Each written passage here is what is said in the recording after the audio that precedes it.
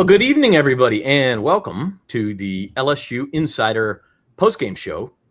I'm Zach Ewing, along with Scott Rabelais, and LSU is headed back to the Elite Eight. The women's basketball team defeats NC State 80-73 in a game that was closer than that score would indicate, much closer than the first time the Tigers beat the Wolfpack this year.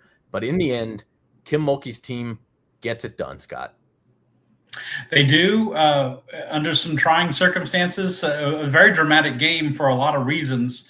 A back and forth game, most of it. LSU won the first quarter. NC State won the second quarter, took the halftime lead. LSU won the third quarter. State comes out hot.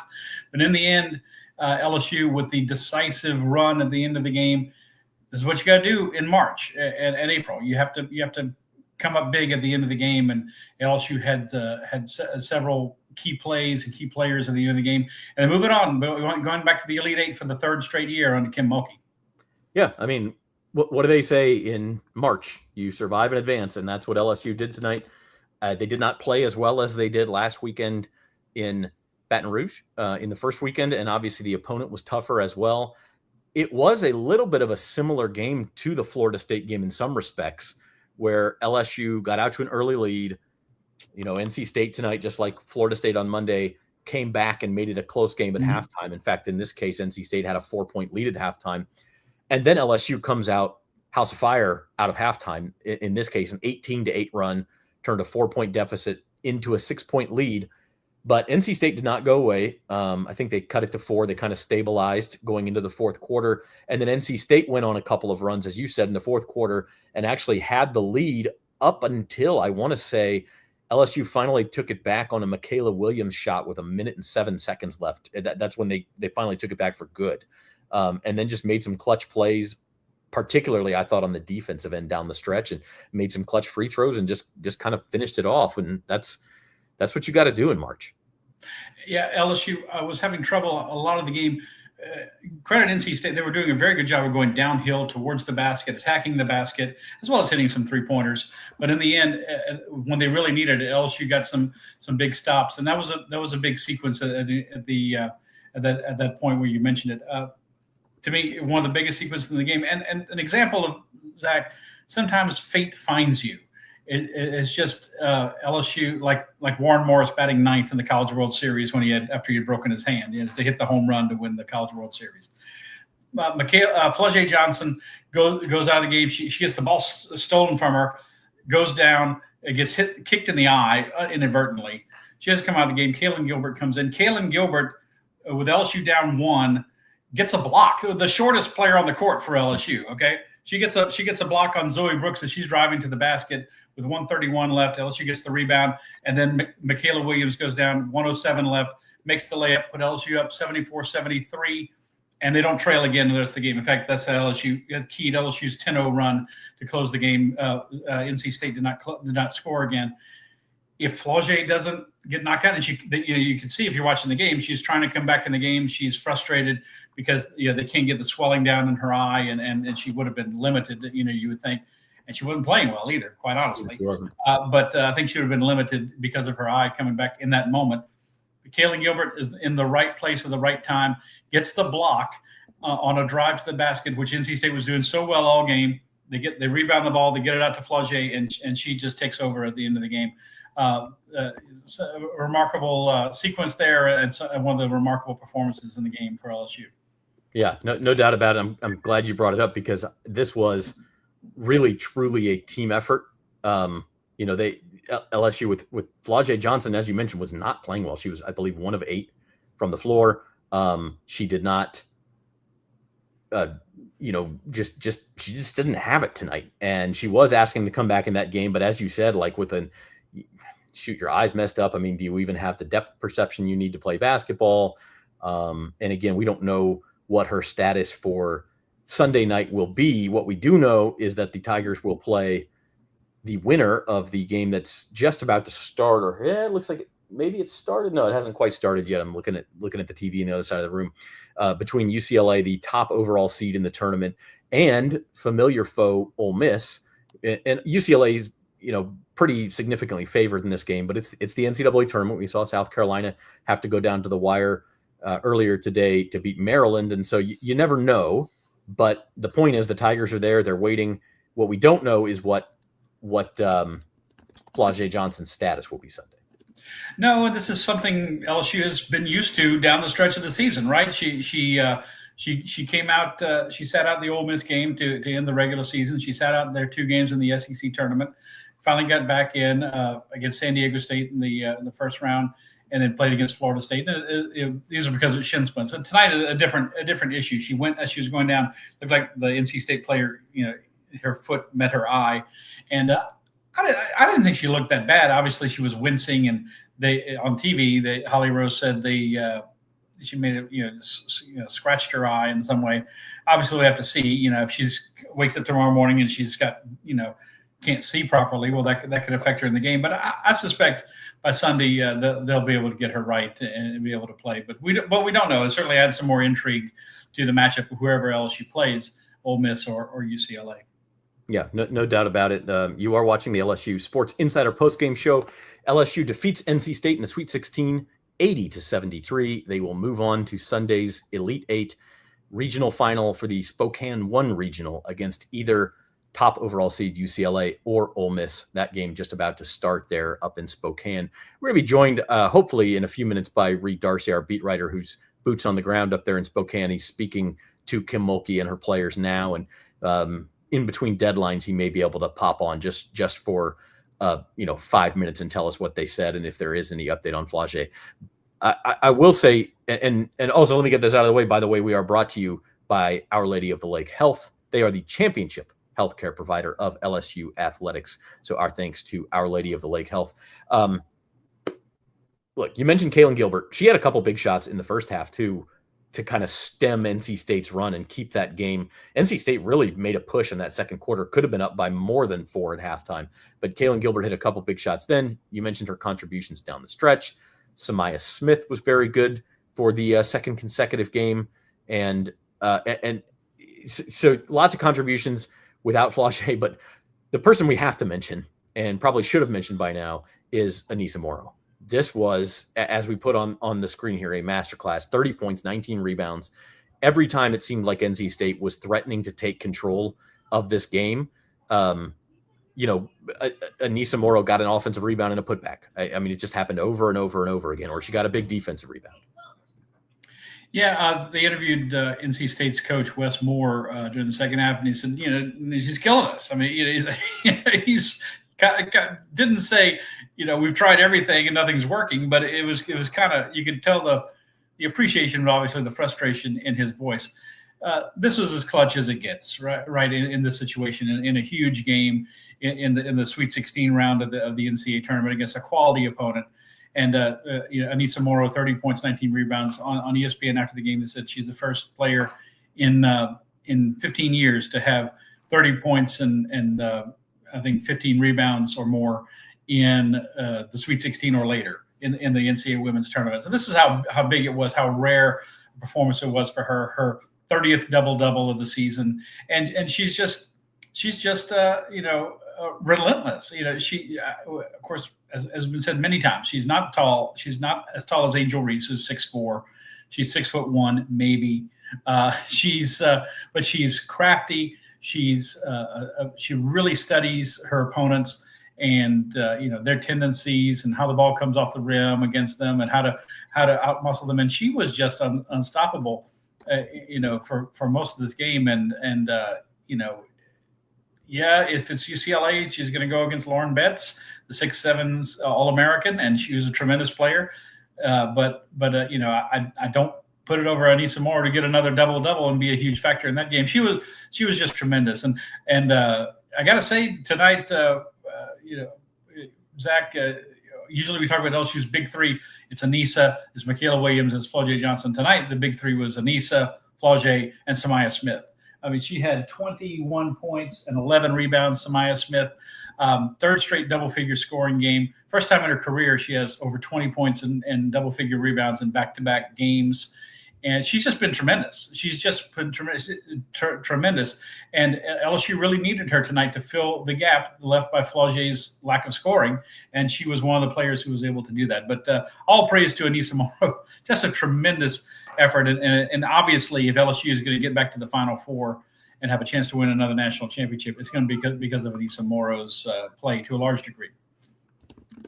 Yeah, no doubt. I mean, it will be fascinating if it is Lauren Betts and UCLA in that regional final on Sunday to see how LSU defends Lauren Betts, but also how they deal with having that tall tree in the paint, because LSU usually dominates the paint. You know what I mean? Like that's their territory. But against Lauren Betts, who's not just 6'7", but she's a skilled 6'7", could be a different story in there. UCLA is an 8.5 point favorite in that game, by the way, which tips at 9:13 in 3 minutes. So we'll know here in a couple of hours who LSU plays.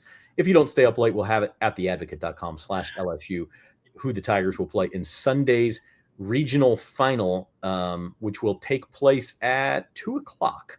So not bad. 2 o'clock Central Time. We'll take it on Sunday. One more thing I want to say about rebounding, which is such a big part of Anissa's game. This was what was a huge part of LSU's win in November over NC State. They out-rebounded them by 20 in that game in the Bahamas back at Thanksgiving.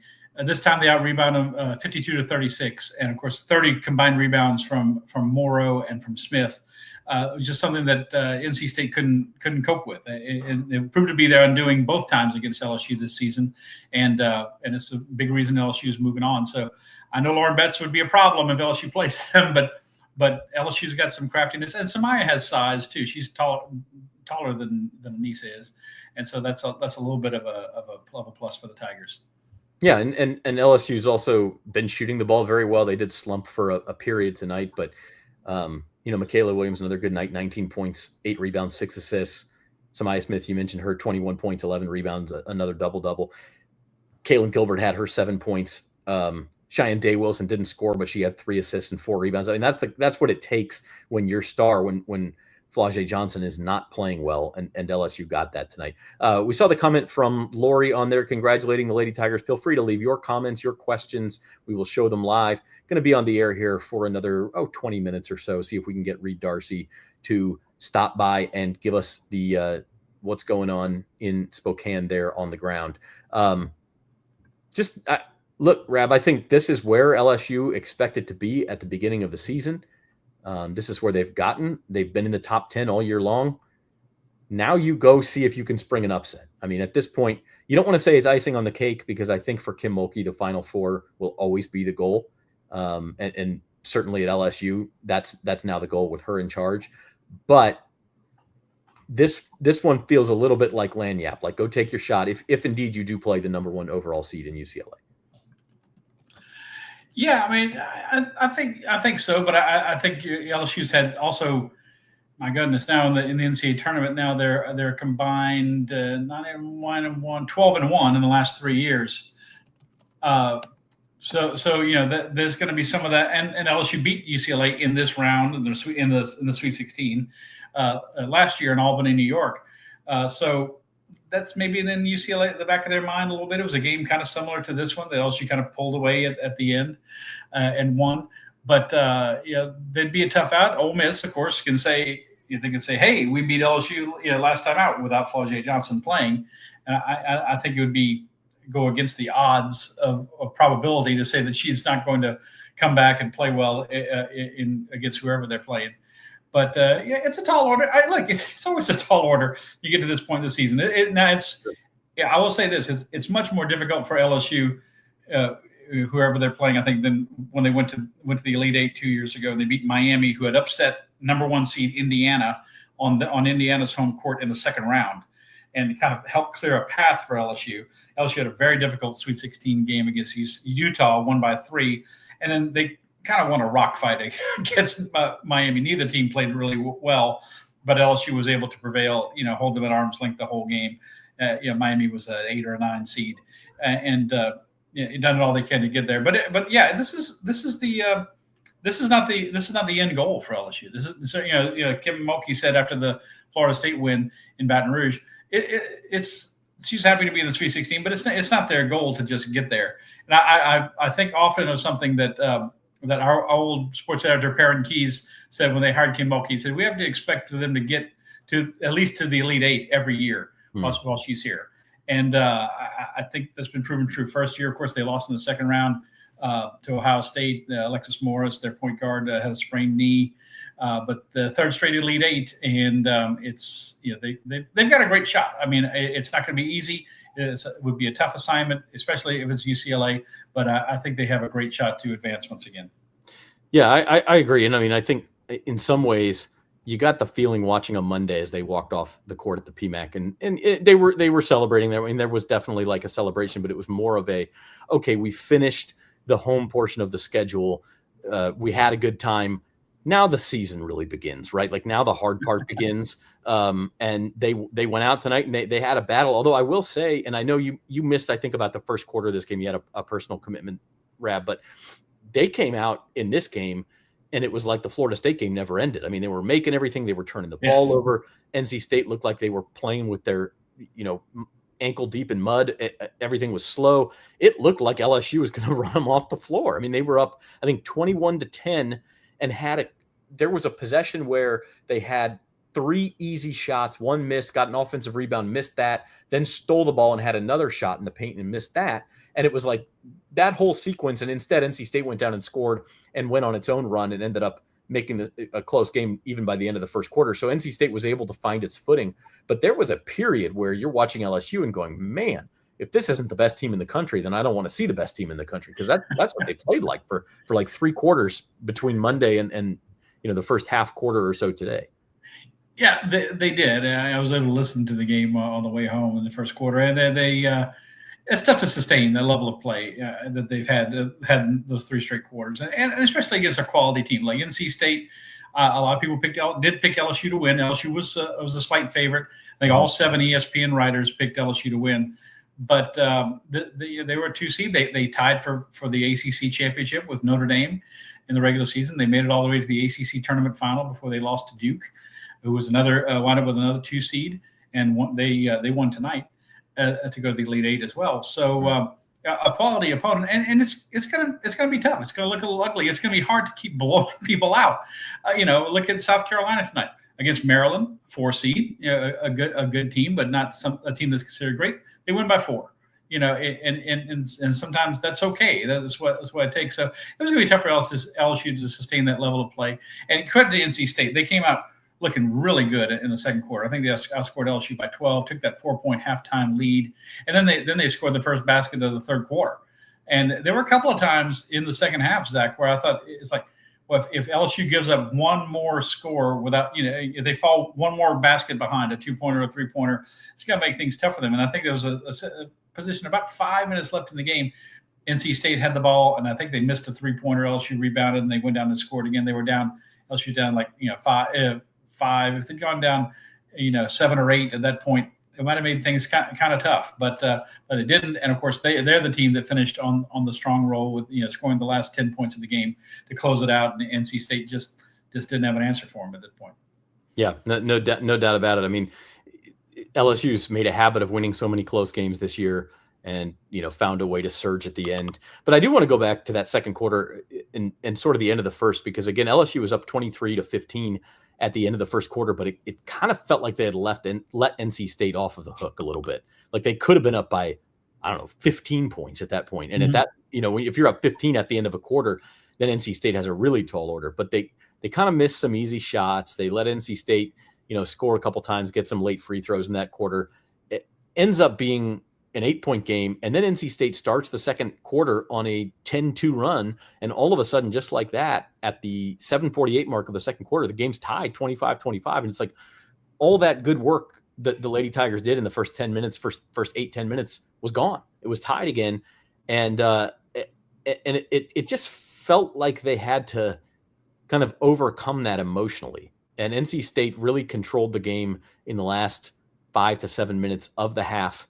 In fact, they went on their own little surge at the end of the half. It was, I think it was tied 34-34, and NC State scored 6 of the last 8 points. Yeah, and they went up 40-36 at halftime, where they just, they got fouled with 0.3 of a second on the clock for 2 extra points. And then, as you said, score the first points of the second half. And NC State's had a player named Zamaria Jones on the broadcast. They were calling her Zam Jones, who plays like 5 minutes a game, and she came in and hit 3 threes. They had another player, the big blonde player, last name was Maddie Cox was her name, and she played really well. She hit a couple of threes, had some rebounds, came in. So NC State had sort of these unsung heroes, and that's what they needed. I mean, again, these teams played November 27th, exactly 4 months ago in the Bahamas, and LSU won by 17 points. And by all accounts, LSU's playing better now than they were then. So you kind of go into it, you can see why the experts would pick LSU in this game. I thought LSU would win this game. In fact, I thought the betting line was 3.5. I thought maybe that was too light, and it ended up being too light, but only because of a surge in the final minute. Like NC State played really well, and they had some players you wouldn't expect play really well, and that put LSU in that bind. Like you said, LSU was legitimately on the ropes with 5 minutes to go. Yeah, the LSU. It hasn't been a perfect season for LSU. They haven't been a perfect team, although they played obviously about as well as they could play in the first 2 games of the tournament. But they fell victim to some of the things in the second quarter and early in the third quarter that have plagued them at times all year, allowing teams to drive downhill to the basket, leaving wide open 3-pointers, and at times just committing egregious turnovers. I mean, just lazy passes that, a crisper pass, thrown with a little more accuracy would do the job. Or just as when Flaugier got hurt in the eye, she was just standing there looking for someone to pass to, and the NC State player tipped the ball away from her, and they went down court, and Flaugier was trying to get it back, and they fell together onto the court. So some of those things, bedeviled LSU once again, but down the stretch, it was Anissa Morrow's rebounding and Samaya Smith too, and Michaela Williams taking over. And then they really clamped down and got some good defensive stops at the end, obviously, because NC State didn't score over the last minute and change that when the game was on the line. But I thought this is what you see in March from a Kim Mulkey team, right? Is what you've come to expect. She's been here so many times at Baylor and now at LSU in 3 or 4 seasons, and they're just you just kind of feel like they're never really out of the game in these big games, and they're gonna make a play. And I've seen it before in the NCAA tournament. I'm thinking of the national semifinal against Virginia Tech when I believe they were down double digits. And they came back to win. I'm thinking of the Utah game in the Sweet 16 2 years ago. I'm thinking of the UCLA game last year in the Sweet 16. Yeah, they got beat by Caitlin Clark, who scored, I think, 41 points in the regional final last year in Albany. But that's what it takes, right? I mean, like if you don't have that you either better be a great team or have an all-time great individual player to beat Kim Mulkey in March. Right. And maybe UCLA is that team. In their first score update from the second game, their UCLA is up 11-5 with 3:38 to play in the first quarter. So Ole Miss having trouble offensively early in that one. But yeah, to your point, NC State was up 69-64 with 4:29 left. Maddie Cox hit a jumper, so they're up by 5 points. LSU did score on back-to-back possessions to cut it to 1, and then teams traded buckets. NC State gets a couple buckets, 73-70, NC State with 2 minutes left, and that was at the point where they did not score again. Samaya Smith gets the layup to get them within 1, and then, as mentioned, with 1:07 left, Michaela Williams finally gives them the lead for good. There was, the turnover in the final minute that gives NC State a second chance, right? Cheyenne Day Wilson just threw the ball way too high into the backcourt. And it was an interesting situation because there was only 22 seconds left. If LSU had gotten the ball in bounds, NC State was going to have to foul. And in women's basketball, of course, if you call timeout, you can move the ball into the front court. So after NC State had missed on the previous possession, LSU had the rebound. There was no pressure on them. They probably could have taken 5-6 seconds off the clock, gotten fouled, and gone to the line. But because you can move the ball into the front court, you kind of call timeout there and let's avoid any turnovers under the basket. And then instead they turned it over on the inbounds pass after the timeout. And so they gave the ball back to NC State. It was kind of like worst case scenario. And then almost immediately on NC State's next possession, they get called for an offensive foul. So on Maddie Cox, it was a moving screen. And, if you listen to the officiating expert on the ESPN broadcast, they said that was a good call. That was, she stuck her knee out. She wasn't set. That's a moving screen by the book. It is something you don't always see called in that situation with the game. Agreed. Yeah. I'll say that. Yeah, yeah. The turnover there was LSU had everything going their way. They got the rebound. They had the timeouts to give. They called the timeout to advance the ball down to 3/4 court. And obviously you can flash to the backcourt and easily throw the ball away in bounds with no nothing NC State can do. Probably they got to go chase you and probably foul to send you to the line to try to stop the clock. So that was the last one of those silly turnovers that LSU has. Like the way LSU plays, very high tempo. I think that they were. I don't know where they rank right now, but I think they were the 6th leading scoring team in the country going into the Florida State game, and they've averaged 94 points a game in the NCAA tournament. So you're going to have some turnovers as fast as they play, as up tempo as they play. It's just something that you're going to. I hear announcers say during the tournament, "Oh, that's their 11th turnover of the game." I say, 11 turnovers, LSU would aspire to 11 turnovers sometimes, because they just play so fast. But they make some silly passes that really could have cost them. But NC State could not get something going. Was that when they had the blocking foul called? I think on the inbound play. After that, exactly. So much happened at the end of the game. Yeah, I believe so. I don't think NC State got a shot off. On possession. NC State in the final 2 minutes after they took that 73-70 lead, they were 0 for 5 from the floor with that turnover. Yeah. And meanwhile, LSU was, I got to count up here, but they were. So they were only 2 for 2 from the floor. They only took 2 shots from the floor. They had the turnover, but then they were also 6 of 6 from the free throw line in that sequence. And Michaela Williams made 2 really clutch free throws with 15 seconds left because you're only up 3 at that point. And she had missed twice. She's a good free throw shooter, but she was only 1 of 3 from the line before that point tonight. And then Samaya Smith hit 2 more, still clutch, but a little less, like you're just putting the game away at that point with 9 seconds left, and LSU able to hang on. So I don't know. Rabbit's a theme. It's like they just find a way, and they did it again tonight. Like, I mean, even when it was a 5-point game, with 4:29 left, I'm sitting watching it and going, I'll bet LSU finds a way, if not to win this game, to at least, have a shot to win it in the final seconds. Like, that's just the DNA of this team. Well, you think they can go down low tomorrow, or they can have Michaela Williams hit a shot from the outside. And I mean, you look, they're a very talented team because of the talent. I mean, as I've said many times, any team in the country would love to have a nucleus of Morrow and Williams and Johnson. And it showed again tonight. And if 2 of the 3 are playing really well, you've got problems. If all 3 of them are, you almost have no shot. And then you throw in some performance like Samaya Smith, and you get a little sprinkling off the bench from Kaylin Gilbert and a couple other players, and there you go. You're off. You've got your trip to the Elite 8 sewn up again. Let's focus. We focus so much on Morrow, and rightly so. But Michaela Williams down the stretch. She only had 6 points at halftime. She only had 10 points.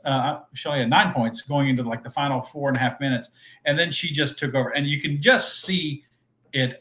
Obviously, LSU. Kim Mulkey knows.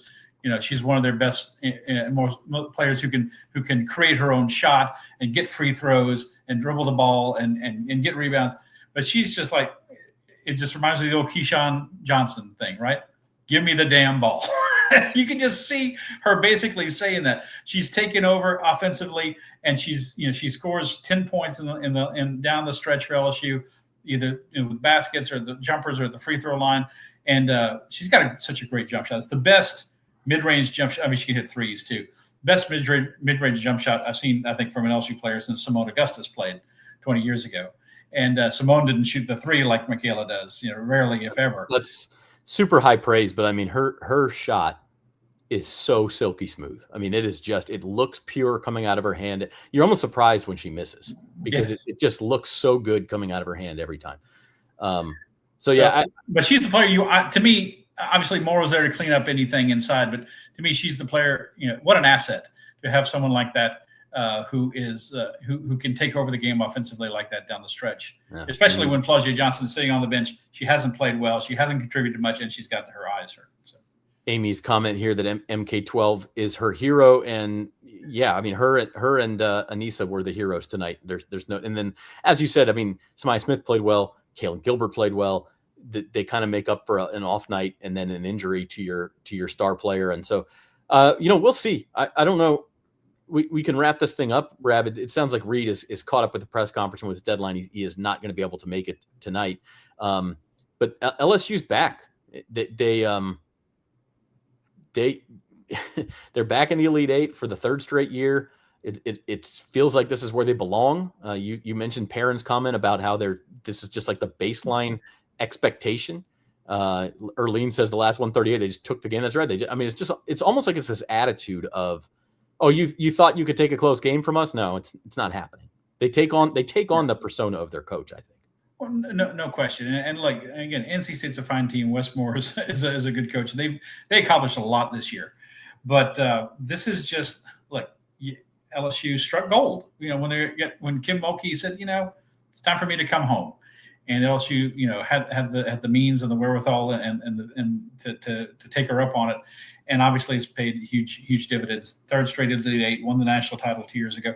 Exactly, they have the exact same record, 31-5, as they did a year ago. By the way, going into that game with Iowa, very similar situation. A tough opponent led by a great player, and not just Betts. I assuming they beat Ole Miss. I am kind of making that assumption, but Kiki Rice is a very good guard. They've got a nice inside-outside presence. UCLA though, as great as UCLA's athletic tradition is in everything, their women have never been to the Final Four. It's really hard to believe. It's really hard to believe. And LSU's going for its seventh Final Four in this year. LSU's this is their 11th trip to the Elite Eight, and they're 6-4 in these games. By the way, that one little stat though I'll throw out there too. The Elite Eight round is the only round of the tournament that Kim Mulkey doesn't have a winning record in. She's 5-7, and she's been to a lot of them. Obviously, 12 previous Elite Eights, but she's 5-7 in those. And I'm not saying that means anything in whoever they play on Sunday, but it's just kind of odd that even the Final Four, the national championship game, she's got a winning record. But this is the one round that it's tough. It's tough. The higher you climb, the tougher the opponents get.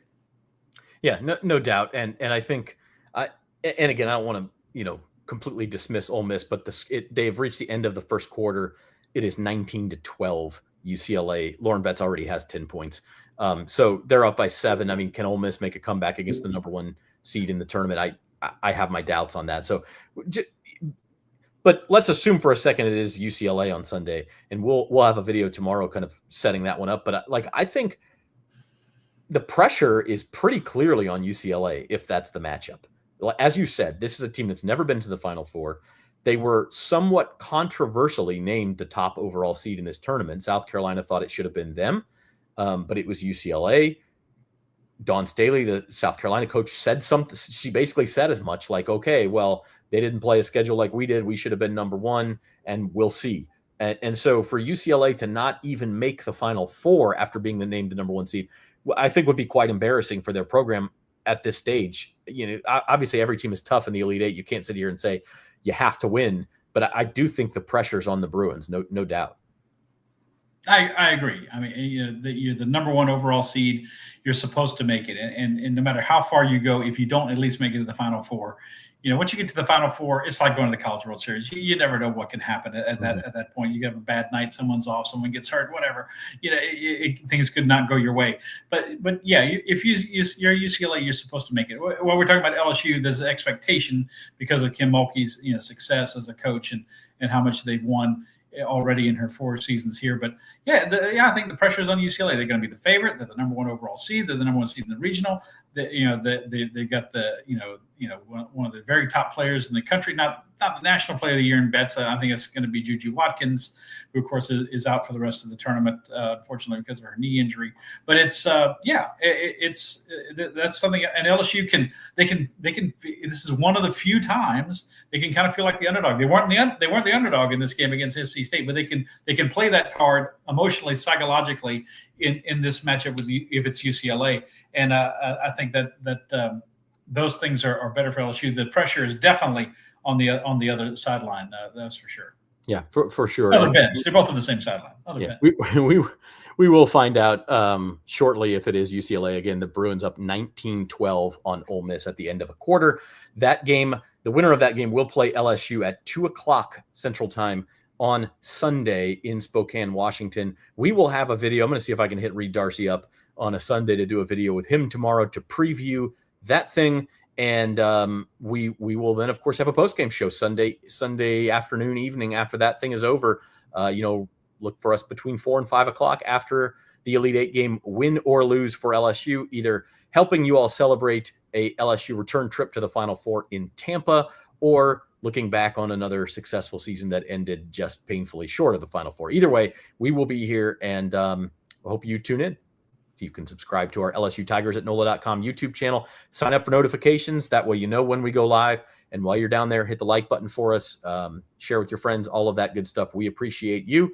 And for advocate columnist Scott Ravelet, I am editor Zach Ewing. We appreciate you guys, and we will see you next time.